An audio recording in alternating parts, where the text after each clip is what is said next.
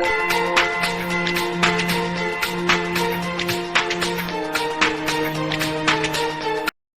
lecture I have told you this is class 10 chemistry chemical equilibrium. This is your chapter number 1st and page number 3 and 4. This is my second lecture. In first lecture I have told you about the chemical reaction rate, what are chemical reactions, what are the different types of chemical reaction, what are reactants and what are products.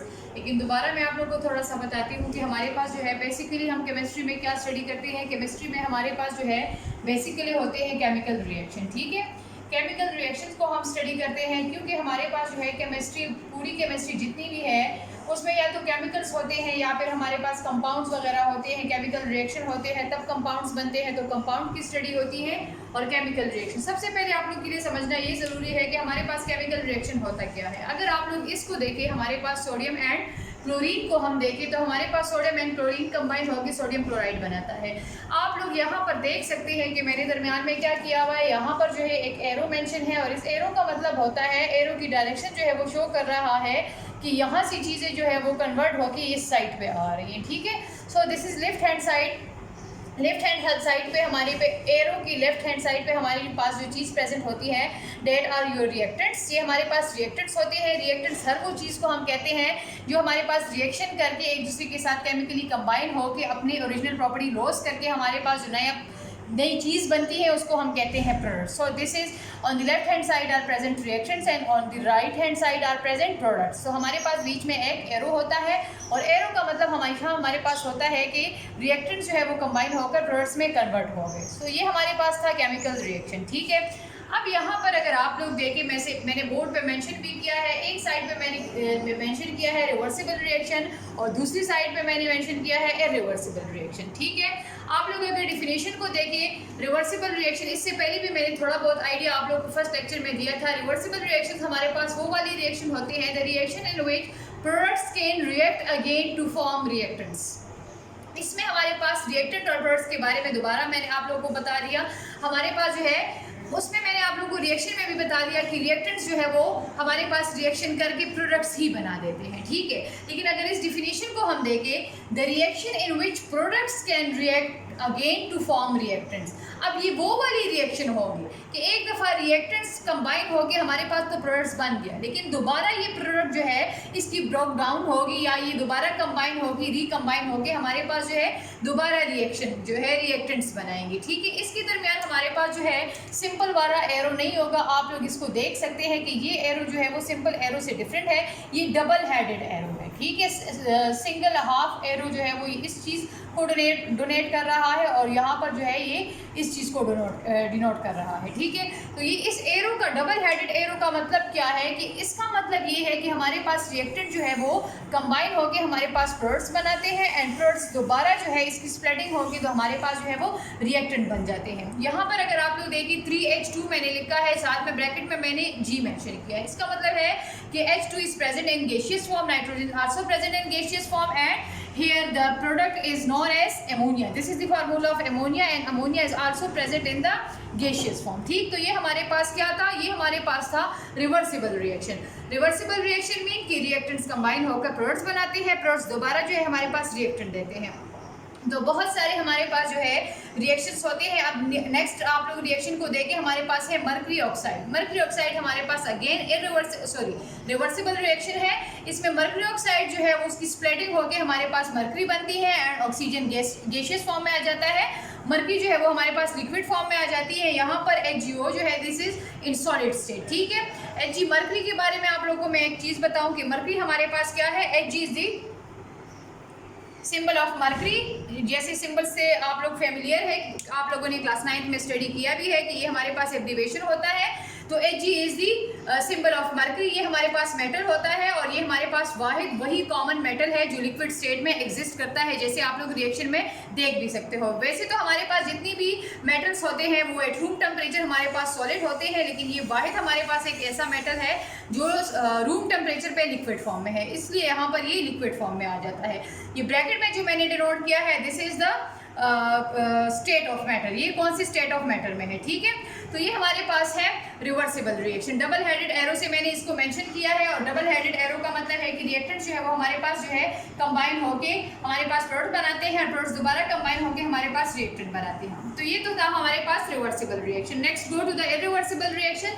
अगर irreversible reaction की definition को आप लोग देखें तो reactions in which products do not combine to form reactants, इसमें हमारे पास ये वो वाली रिएक्शन होते हैं कि अगर एक दफ़ा हमारे पास रिएक्टेंट जो है वो कंबाइन होकर प्रोडक्ट्स में कन्वर्ट हो गए तो ये प्रोडक्ट्स दोबारा जो है वो किसी भी सूरत जो है आम ऑर्डिनरी मेथड से दोबारा जो है वो रिएक्टेंट्स में कन्वर्ट नहीं हो सकते। ये मैं नहीं कह रही थी कि मतलब ये क़यामत तक ऐसे ही रहेंगे, इसको में हम कन्वर्ट कर सकते हैं, लेकिन इसके लिए फिर बहुत ज़्यादा लॉन्ग प्रोसीजर अप्लाई होते हैं, ठीक।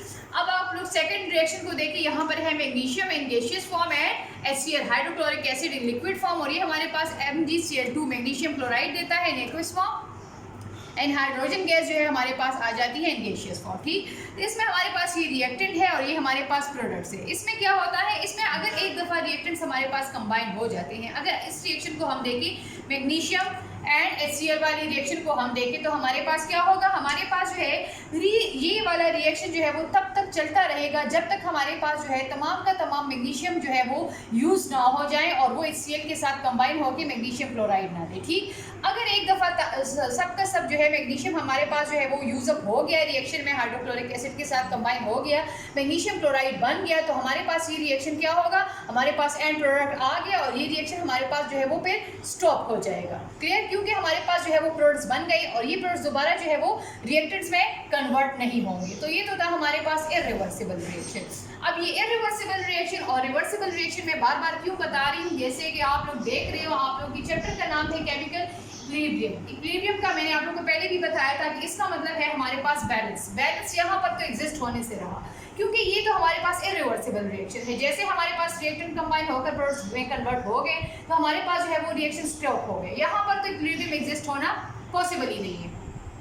Then look at your reversible reaction. अब रिवर्सिबल रिएक्शन में इक्विलिब्रियम बैलेंस कैसे एग्जिस्ट होगा, बैलेंस ऐसे एग्जिस्ट होगा कि रिएक्टेंट वाले साइड पे और प्रोडक्ट्स वाली साइड पे हमने बैलेंस एग्जिस्ट करना है। वो कैसे होगा, अगर हमारे पास जो है सबसे पहले अगर रिएक्शन स्टार्ट होगा तो there will be no product, means की concentration of products will be zero. यहाँ पर अगर कंसंट्रेशन की बात की जाए इन द इनिशियल स्टेज तो हमारे पास क्या होगा, concentration of product will be zero, यहाँ पर जीरो होगा, अभी रिएक्शन स्टार्ट हुआ है। एंड देन अगर रिएक्टेंट्स की बात की जाए तो ये हमारे पास जो है कंसंट्रेशन इसकी 100% होगा, क्लियर। तो हमारे पास क्या होगा, इन द इनिशियल स्टेज हमारे पास रिवर्सिबल रिएक्शन में क्या होगा, there will be only forward reaction, हमारे पास सिर्फ और सिर्फ फॉरवर्ड रिएक्शन होगा।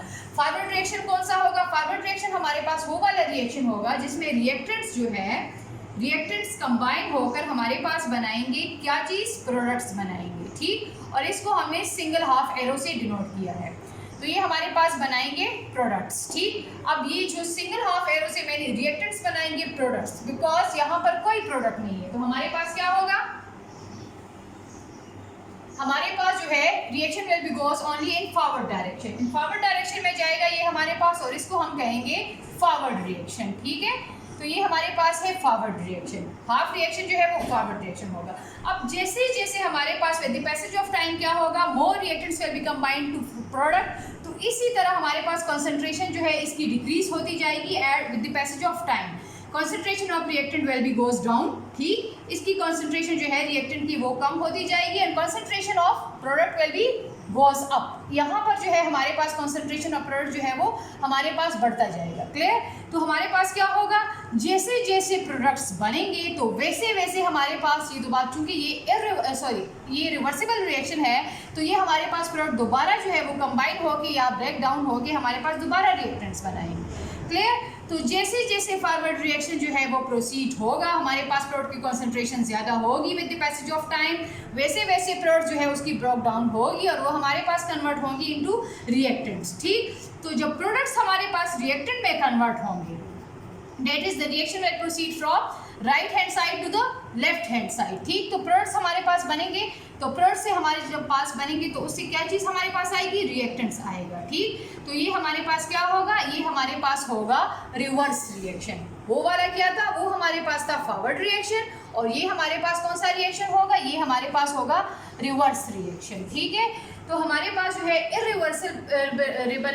रिवर्सिबल रिएक्शन में हमारे पास 2 टाइप की रिएक्शंस होंगे। एक हमारे पास होगा forward reaction in which the reactants will be goes into are converted into products, और दूसरा हमारे पास होगा reverse reaction in which products will be combined और broken down into B and goes to the left hand side that will form the reactants. तो हमारे पास 2 reactions हो गए। ठीक, इस कंप्लीट रिएक्शन को आप लोग देखिए, यहाँ पर हमारे पास पहले hydrogen and nitrogen will be combined to give up ammonia and then ammonia will be broken down and it will give up hydrogen and nitrogen। तो ये हमारे पास क्या था, ये हमारे पास था रिवर्सिबल रिएक्शन। अब इसमें जो है बात किस चीज़ की हो रही है, इक्विलिब्रियम की हो रही है। इक्विलिब्रियम कैसे एग्जिस्ट करेगा आप लोग के ख्याल में, कैसे एग्जिस्ट करेगा? जब यहाँ पर भी बैलेंस होगा रिएक्टेंट वाली साइड पर भी और प्रोडक्ट वाली साइड पर भी। बैलेंस कैसे होगा? In term of concentration, concentration के टर्म में अगर बैलेंस है तो ये तो एक हमारे पास हो गया। तो हमारे पास जो है इक्विलिब्रियम एग्जिस्ट करने के लिए क्या चीज़ होगी? इक्विलिब्रियम एग्जिस्ट करने के लिए हमारे पास जो है 2 टर्म्स हम देखेंगे कि अगर वो हमारे पास मेंटेन है, सेम है, कांस्टेंट है, तो हम उसको कहेंगे कि हमारे पास जो है इक्विलिब्रियम एस्टेब्लिश हो गया। The first one is rate of reaction. अब इसमें रेट ऑफ रिएक्शन कौन सा होगा? इसमें रेट ऑफ रिएक्शन हमारे पास जो है 2 रिएक्शंस है, एक फॉरवर्ड है और एक रिवर्स रिएक्शन है। When the rate of forward reaction become equal to the rate of reverse reaction, अगर दोनों का रेट सेम, रेट कैसे सेम होगा? अगर हमारे पास रिएक्टेंट एंड प्रोडक्ट की कॉन्सेंट्रेशन सेम होगी। दूसरी बात होगी कि चीज की concentration of reactants and concentration of products. ठीक, तो हमारे पास क्या होगा? हमारे पास जो है रेट ऑफ रिएक्शन जिसमें हमारे पास क्या आएगा? जिसमें हमारे पास फॉरवर्ड रिएक्शन आएगा प्लस रिवर्स रिएक्शन आएगा। ठीक, अगर फॉरवर्ड रिएक्शन का रेट जो है, जिस रेट से हमारे पास रिएक्टेंट कंबाइन होकर प्रोडक्ट बना रहे हैं, उसी रेट से प्रोडक्ट कंबाइन होगी या ब्रोकन डाउन होके हमारे पास रिएक्टेंट बनाएंगे।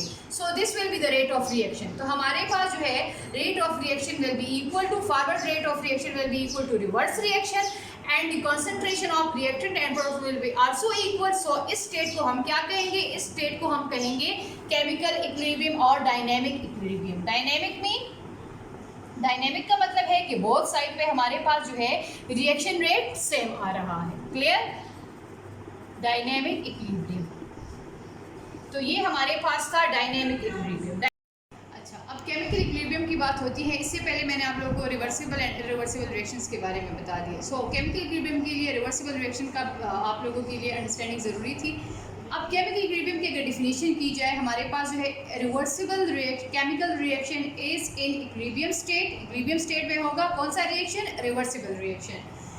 when the rate of forward reactions equals to the rate of reverse reaction, जब उसका रेट जो है केमिकल रिएक्शन का मतलब जिस स्पीड से हमारे पास रिएक्टेंट जो है वो हमारे पास कन्वर्ट हो रहे हैं किस चीज़ में? प्रोडक्ट्स में। ठीक, जिस स्पीड से हमारे पास रिएक्टेंट्स कन्वर्ट हो रहे हैं इनटू प्रोडक्ट्स, तो वो वाला स्पीड हमारे पास, और जिस स्पीड से फिर अगेन हमारे पास प्रोडक्ट जो है वो रिएक्टेंट्स में कन्वर्ट हो रहे हैं, बोथ हमारे पास ये रेट सेम होंगे, तो हमारे पास क्या होगा? इक्विलिब्रियम एस्टेब्लिश होगा। लेकिन इसके बाद हमारे पास जो है एक दूसरा टर्म भी इसके लिए इंपॉर्टेंट है and that is the concentration of products की कॉन्सेंट्रेशन एंड रिएक्टेंट की कॉन्सेंट्रेशन।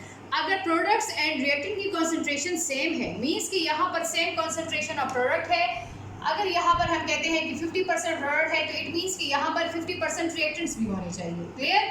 तो हमारे पास कॉन्सेंट्रेशन भी बोथ साइड पे सेम होगी। हमारे पास रेट ऑफ फॉरवर्ड रिएक्शन जो होगा वो भी हमारे पास सेम होगा, equal to rate of reverse reaction. दोनों रिएक्शंस हमारे पास सेम होंगी, concentration of reactant and product same होगी, तो हमारे पास क्या चीज़ अचीव होगी? हमारे पास केमिकल इक्विलिब्रियम अचीव होगी। ठीक, तो ये तो हमारे पास था। अब केमिकल इक्विलिब्रियम के लिए क्या होना ज़रूरी है? केमिकल इक्विलिब्रियम के लिए हमारे पास रिवर्सिबल केमिकल रिएक्शन का होना ज़रूरी है, क्योंकि इरिवर्सिबल केमिकल रिएक्शन में हमारे पास अगर एक दफ़ा प्रोडक्ट बन जाता है तो वो दोबारा हमारे पास कंबाइन होगी या ब्रोक डाउन होगी, हमारे पास रिएक्टेंट में कन्वर्ट नहीं होता है। ठीक, आप लोगों के बाद जो है इसके बाद आप लोगों के पास आ रहा है आप लोगों की बुक में जो है next topic is graphical presentation of dynamic equilibrium. अब ये था हमारे पास dynamic equilibrium. Dynamic mean both side पे हमारे पास इक्विलिब्रियम एस्टेब्लिश हो गया, from forward side and from reverse side. अब ग्राफिकल रिप्रेजेंटेशन क्या है? अगर ग्राफ पे हम इसको अगर इसको प्रेजेंट करना चाहे तो आप लोगों को स्टार्ट में भी मैंने बताया था कि जैसे जैसे हमारे पास रिएक्शन स्टार्ट होता है तो at the initial stage there will be no products, हमारे पास कोई प्रोडक्ट होता ही नहीं है, क्योंकि हमारे पास अभी हमने रिएक्टेंट्स लिए हैं। तो हमारे पास क्या होगा, eight the initial state rate of forward reaction will be increase, हमारे पास जो है वो इंक्रीज होगा। जैसे जैसे हमारे पास प्रोडक्ट्स बनेंगे तो वैसे वैसे वो प्रोडक्ट्स कंबाइन होकर हमारे पास दोबारा रिएक्शंस बनाएंगे। तो हमारे पास क्या होगा, the rate of forward reaction will be increase at the first time, initial stage में इंक्रीज होगा, but with the passage of time the rate of reverse reaction will be increase. लेकिन टाइम के गुजरने के साथ साथ क्या होगा, हमारे पास जो है वो फिर प्रोडक्ट्स जो है वो रिएक्टेंट्स में कन्वर्ट होंगे, और एक टाइम आएगा जब दोनों फिर क्या होंगे, दोनों हमारे पास इक्विलिब्रियम स्टेट में आ जाएंगे। जैसे ग्राफ में आप लोग देख सकते हो, ग्राफ में हमारे पास क्या होता है, ग्राफ में हमेशा हम जो है अगर टू वैल्यूज लेते हैं तो एक को हम जो है एक्स एक्सिस पे लेते हैं, दूसरे को हम वाई एक्सिस पे लेते हैं। तो यहाँ पर अगर आप लोग देखें रेट ऑफ रिएक्शन को मैंने वाई एक्सिस पे लिया है, और यहाँ पर हमारे पास ये जो है ये एक्स एक्सिस जो है वो डिनोट कर रहा है टाइम को। सो अगर टाइम हमारे पास यहाँ पर हमारे पास जो डेटा होगा डेट विल बी 0। अगर हमारे पास हम 0 पे देखें, टाइम अगर अभी हमारे पास स्टार्ट हुआ है तो हम अगर 0 पे देखें तो हमारे पास क्या होगा, रेट ऑफ रिएक्शन यहाँ पर फॉरवर्ड रिएक्शन का जो है वो पीक पर है। ठीक, हमारे पास जो है rate of forward reaction will B decreases with the passage of time, passage of time के साथ वो नीचे आएगा हमारे पास। अगर इस चीज़ को आप लोग देख लें तो ये हमारे पास क्या हो रहा है, हमारे पास जो है रेट ऑफ फॉरवर्ड रिएक्शन हमारे पास डिक्रीज हो रहा है, नीचे 0 की तरफ आ रहा है। क्लियर, लेकिन एक टाइम आएगा, और यहाँ पर अगर आप लोग देखें ये जो दूसरा लाइन मैंने ड्रा किया है, this represent the rate of reverse reaction. तो रेट ऑफ रिवर्स रिएक्शन जो था वो इनिशियल स्टेज पे क्या था, वो बिल्कुल 0 पे था, और रेट ऑफ फॉरवर्ड रिएक्शन क्या था, वो पीक पर था। अब जो है with the passage of time क्या हो रहा है, रेट ऑफ फॉरवर्ड रिएक्शन जो है वो आहिस्ता आहिस्ता डिक्रीज होके यहाँ पर आ रहा है, but the reverse reaction will increase with the passage of time. वो यहाँ पर जो है हमारे पास रेट ऑफ रिएक्शन में जो है वो इंक्रीज हो रहा है with the passage of time. जैसे जैसे टाइम बढ़ता है वैसे वैसे हमारे पास ये रिएक्शन जो है वो इंक्रीज हो रहा है रेट। एक टाइम आएगा हमारे पास when the rate of forward reaction will become equal to the rate of reverse reaction। अब इसमें क्या होगा, रेट ऑफ फॉरवर्ड रिएक्शन जैसे A प्लस बी कंबाइन होकर हमारे पास C प्लस डी बनाएंगे, जिस रेट से हमारे पास रिएक्टेंट कंबाइन होकर प्रोडक्ट बनाएंगे उसी रेट से प्रोडक्ट कंबाइन होकर हमारे पास रिएक्टेंट बनाएंगे, और उसी स्टेट को हम क्या बोलेंगे, उसी स्टेट को हम बोलेंगे डायनामिक इक्विलिब्रियम। तो ये हमारे पास क्या था, ये उसका ग्राफिक रिप्रेजेंटेशन था। ग्राफिक रिप्रेजेंटेशन में rate of forward reaction peak पर था इनिशियल स्टेज में, लेकिन with the passage of time वो डिक्रीज हुआ, और रेट ऑफ रिवर्स रिएक्शन जो था वो 0 पे था इनिशियल स्टेट में, और फिर उसके बाद जो है with the passage of time वो इंक्रीज हो गया, और एक टाइम आ गया जब दोनों हमारे पास सेम थे। तो ये हमारे पास अब rate of reaction forward reaction and rate of reverse reaction will be equal, as well as the concentration of reactant and the concentration of product will also be equal. तो ये तो था हमारे पास ग्राफिक रिप्रेजेंटेशन। आई होप कि आप लोगों को reversible reaction, irreversible reaction, chemical equilibrium क्या है और इसकी ग्राफिक रिप्रेजेंटेशन क्या है आप लोगों को समझ आ चुकी होगी। इसके बाद मैं आप लोगों को बताऊंगी रिवर्स रिएक्शन और फॉरवर्ड रिएक्शन के मैक्रोस्कोपिक कैरेक्टरिस्टिक। ठीक है, थैंक यू सो मच।